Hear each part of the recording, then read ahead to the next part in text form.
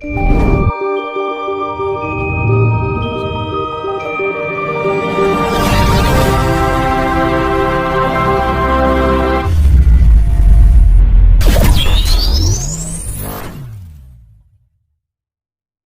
panjenengan sempat membahas tentang swalasing ngurip.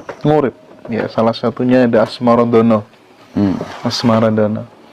Saya pengen tahu sebenarnya untuk apa sih sebenarnya Tuhan itu memberikan rasa cinta kepada manusia. Apakah kemudian harapannya supaya manusia itu suatu ketika mengalami sebuah titik kejenuhan kepada cinta yang sementara itu bisa mengalami sebuah kerinduan cinta yang sejati, atau seperti apa? Karena memang dalam praktik kenyataannya gitu ya, seseorang ditinggal sama suaminya, hidupnya berantakan dan dia sulit move on, akhirnya dia menderita. Pertanyaan saya yang kedua, bagaimana manusia itu bisa berdaulat di atas kerinduan dan penderitaan? Gitu, Mbah Kong. Kalau jalan nyinggung Asmaradana itu kan tinggal kita tembangkan saja. Gegarane wong akrami dudu bondo dudu rupa amung ati pahawitane luput pisan kena pisan yen gampang luwe gampang yen angel kelangkung tan kena tinumbas arto. Tahu segalanya. Cinta itu tidak bisa terbeli, tidak bisa dibandingkan apapun, ya kan? Ya kalau kita ini memiliki kasih sejati, cinta sejati, no reserve, tanpa alasan apapun, senang dan susah itu rasanya sama. Kalau kita ikhlas, kehilangan apapun, no problem, serius. Jenengan senang rasanya sama, jenengan susah rasanya sama. Kadang mengeluarkan air mata. Kenapa harus mengeluarkan air mata? Saya tanya pada Anda semua, agar keajaiban beliau hadir di mata kita. Karena saat kita mengeluarkan air mata, ada pelangi di mata kita. Serius ya? Silakan menangis dan pandanglah, maka kita menikmati pelangi di mata kita. Maka teman kita penyanyi yang ada pelangi di bola matamu, itu hebat penciptanya. Saya bangga dengan Jamrud itu hebat. Jadi agar kita paham bahwa beliau ada di dalam diri kita, bertahta dalam diri kita, maka kita dikasih air mata agar kita selalu bersyukur. Loh, saya tahu rahasia pelangi. Pelangi rahasianya hanya air dan cahaya. Saya bisa bikin pelangi di sekarang, bisa bikin. Serius, tanya beliau. Dalam kondisi apapun, saya bisa hadirkan pelangi. Di mata? Ya, dimanapun. Paham. Sejak 2 kali dihadiri pelangi di danau, di tempat Padepokan Mbah Kong di Bogor sana, saya dihadirin pelangi.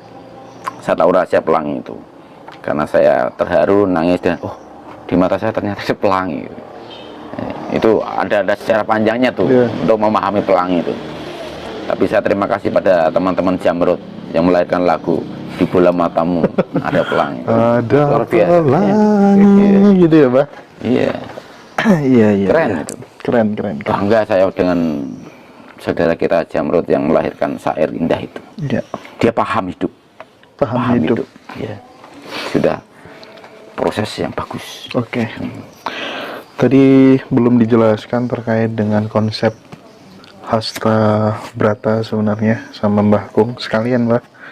Saya kesini memang tidak menyiapkan pertanyaan-pertanyaan khusus karena memang feeling saya akan ketemu samudra. Amin. Sehingga Amin. sudah tidak perlu membuat konsep pertanyaan, ya kita mengalir aja karena memang saya butuh pengen ketemu orang-orang seperti Mbah Kung.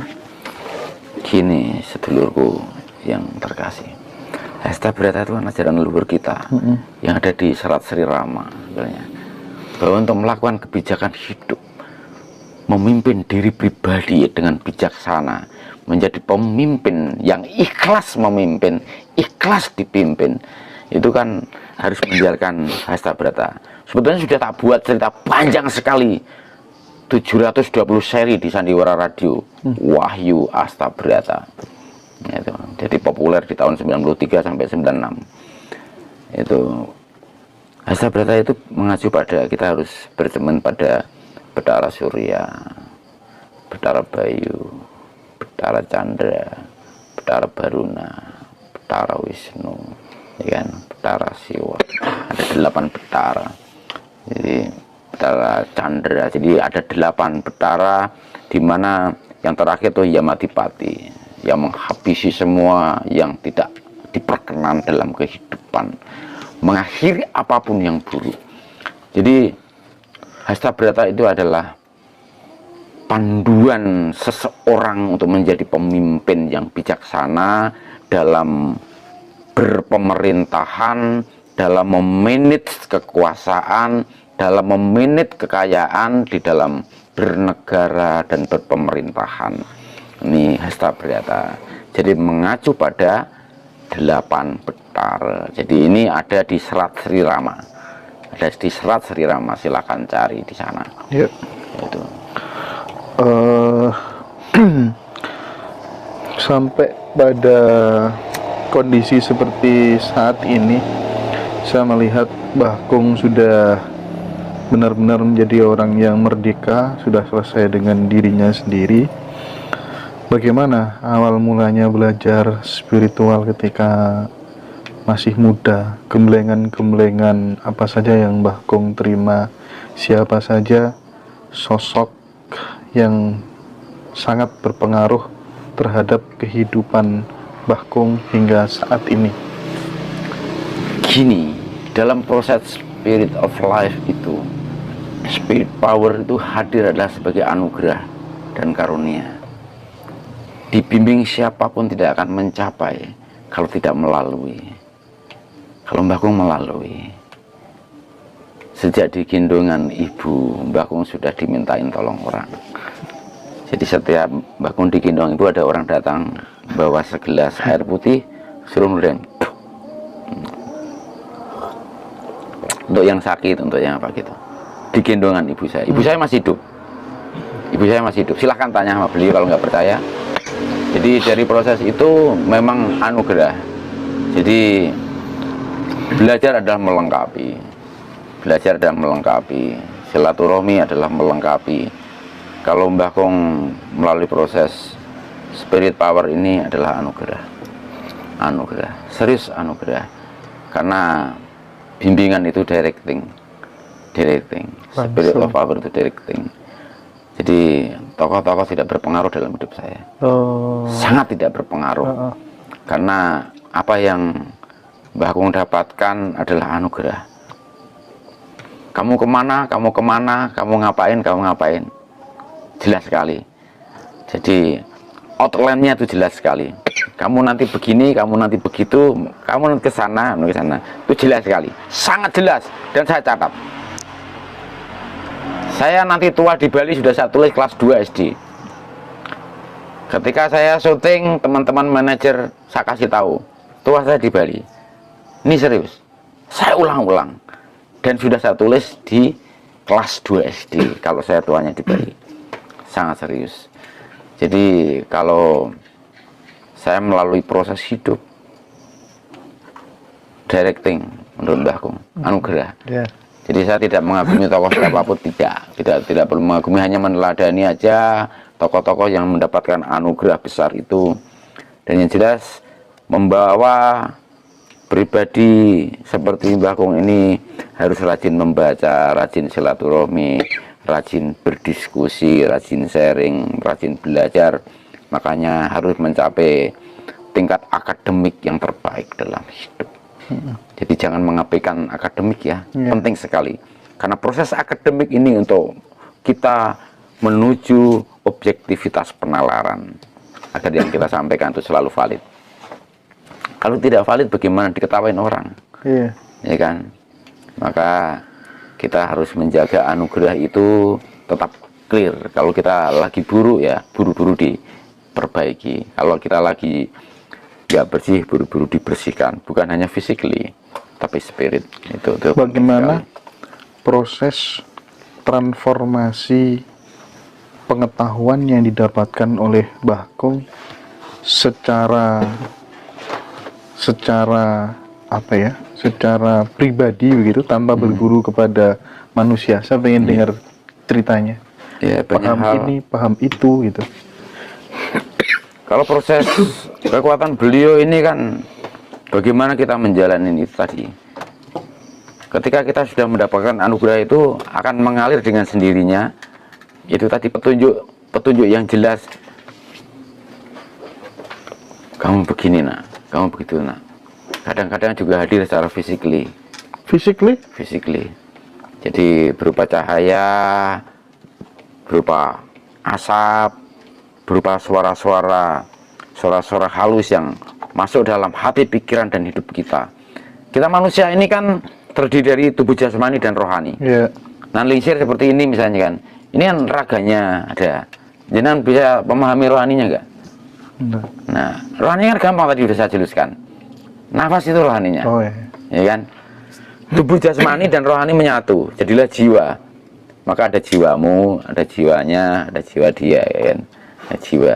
Maka jiwa ini adalah daya hidup itu tadi. Maka orang yang memahami jiwanya, daya hidupnya, memahami spiritnya, maka dia akan memelihara rohani dan jasmaninya. Jasmaninya harus dijaga dari kemabukan, dari keracunan, dari aneka hal. Fisiknya harus dijaga, dijaga kekuatannya, dijaga kebersihannya. Rohaninya pun sama. Kita harus paham makanan jasmani seperti ini. Ini makanan jasmani. Sudah tahu makanan rohani kita apa? Makanan rohani ini yang kita lihat, yang kita dengar, yang kita rasakan, itu makanan rohani. Yang kita hirup, itu makanan rohani. Makanya saya ngerokok seperti ini. Ini ada artinya. Rokok ini diramu dengan aneka saripati bumi dari aneka tumbuhan. Jadi makanya ada namanya kan. Kita nggak perlu promosi produk ya. Tapi ini pencapaian spirit luar biasa yang memproduksi. Disampaikan aja nggak masalah. Ya. 2, 3, 4, ya kan? Iya. Harus foto sariran, foto yang panuju, ya kan? Ada tubuh, ada jiwa dan roh, telu. Iya. Harus mengalahkan sedulur papat itu tadi. Jumlahnya berapa itu? 2, 3, 4, 9 kan? Nutup bawa songo, yen kue pengen sampurno. Nah, yang punya hati sampurna. Ya. Jadi beliau proses spiritnya dahsyat sekali beliau. Ya, ini. Jadi. Ya, barangkali bisa jelaskan tentang menutup babakan hawa songo itu maksudnya gimana? Kita kan memiliki panca indera, lubangnya 9. Yeah. Kita kendalikan, kita kontrol. Jangan kita sampai diperbudak oleh hawa songo kita. Ya, self control kita, self control. Kalau kita paham jasmani dan rohanian, otomatis terkontrol semua. Artinya kan bisa disimpulkan kita menjadi orang yang tahu batas. Iya. Bisa ngerem. Iya. Self control ya. Self control tadi. Jadi kalau kita memahami diri pribadi kita mampu mengontrol diri kita secara jasmani dan rohani. Self control tadi.